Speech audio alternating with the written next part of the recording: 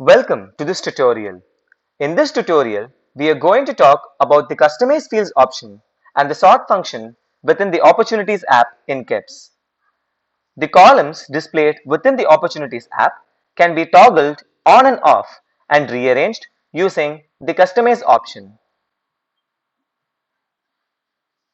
The user can rearrange the columns both within the Customize option as well as directly in the landing page.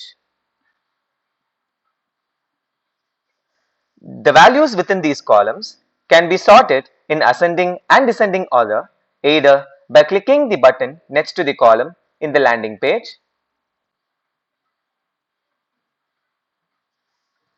or selecting the filters button and clicking on the sort function. This is how field alterations and sorting works within the Opportunities app. Thank you for watching.